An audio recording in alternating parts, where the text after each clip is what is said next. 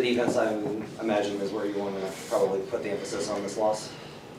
Yeah, I mean, 19 made threes, 13 offensive rebounds, 126 points. I mean, if we just we're fooling ourselves if we think we can just show up and not play any defense.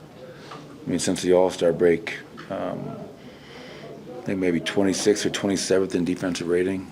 And I granted, going into tonight's game, we've been playing against some very high-powered offenses, but on the season we're in the 20s. Last year we were number 8. Turnovers, another night where we had 18 turnovers for 21 points. So it's like I'm saying the same things over and over and over again. And if you can just get one stop tonight, you win the game. You know, we're up with a minute to go. We're up with 20 seconds to go. Tie game with however many seconds to go. And Jordan Poole didn't do much the whole game, but in the fourth quarter he took over. Goes 4 or 5 from the three-point line. So I don't care who you're playing, the Thunder, the Wizards, you got to find a way to bring some defense, and we have not been doing so. Is there any belief level in that locker room that this team can get to a good defensive place? Good question. You'd have to ask those guys. The weirdest thing is, you know, we talked about it a little bit. I think first quarter we're 29th, second quarter we're 26th, third quarter we're 10th, fourth quarter we're, I think, 7th. Clutch we're, I think, 8th. So I think there is a belief, you know, but more important than the belief is there a want to. You know what I mean? Do you want to go out there and guard for 48 minutes? We just haven't done it, obviously, and a tough loss as you get ready to go on a 4-game road trip against some really tough teams that we are battling with all around us. And you know, I know it was 5 and 7, but you know, forget that noise. You know, we had chances to win tonight. I think Jamal went down with around a little under 6 to go. I think we were up 8, and you know, had a little control of the game. And then when he went out, obviously, give him a lot of credit for coming back. You know, I thought he was done for the night.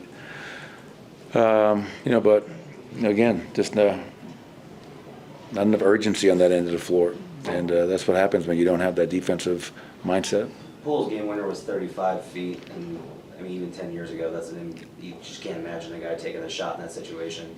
Did Russ play that correctly in terms of not allowing the drive and where he was spaced, or does he need to be way up on him in that kind of situation? Yeah, I mean, I'll go back and watch it. You know, just knowing the quarter that Jordan Poole was having. I mean, again, he had 14 points in the fourth quarter. I believe he was 4 or 5 from the three-point line and made the little floater off the cut.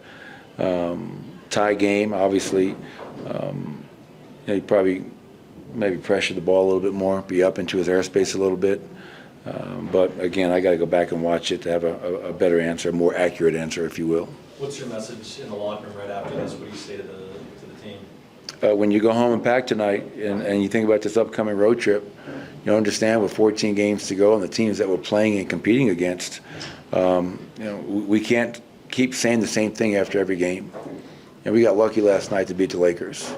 You know, we got lucky to beat a team that was, you know, severely limited in terms of their normal rotation. And tonight we didn't get lucky.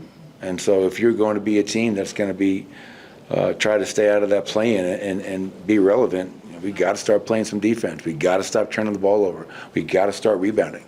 I mean, it's game 67, and I've been saying the same things the whole year. So hopefully we can find a way to do that come our next game in San Francisco.